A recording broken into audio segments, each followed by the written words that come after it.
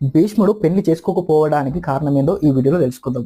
అయితే భీష్ముడు తండ్రి శంతనుడు ఒకరోజు నది వద్ద అలా వెళ్తుండగా సత్యవతిని అయితే చూస్తాడు. సత్యవతిని చూసిన తర్వాత తన తండ్రి దగ్గరికైనా దశరాజు దగ్గరికి వెళ్ళి నేను నీ కూతురైన సత్యవతిని వివాహం చేసుకుంటా అని అంటాడు. అప్పుడు తన తండ్రి దశరాజు ఏమంటాడో తెలుసా? సరే వివాహం చేస్తాను, కాకపోతే నీకు నా కూతురైన సత్యవతికి మీ ఇద్దరికి పుట్టిన పిల్లలు మాత్రమే నెక్స్ట్ నీ రాజ్యానికి రాజు కావాలి.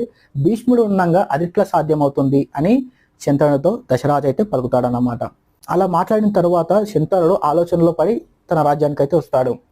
అలా 2-3 రోజుల తర్వాత తన తండ్రి అయిన శంతనుడు విచారగ్రస్తుడై ఉండుట తెలుసుకొని భీష్ముడు సమాచారాన్ని తెలుసుకొని తన మంత్రులతోని ఉపమంత్రులతోని కలిసి దశరాజు దగ్గరికి వెళ్ళి సత్యవతి ముంగలుండి, అమ్మ తల్లి, నువ్వు మా తండ్రిని వివాహం చేసుకో, ఈ జన్మాంతరము నేను వివాహం చేసుకోను, అంతేకాకుండా రాజ్యాన్ని కూడా స్వీకరించానని అయితే భీష్ముడు చెప్తాడన్నమాట. వీడియో ఇన్ఫర్మేషన్ నచ్చితే సబ్స్క్రైబ్ చేసుకోండి.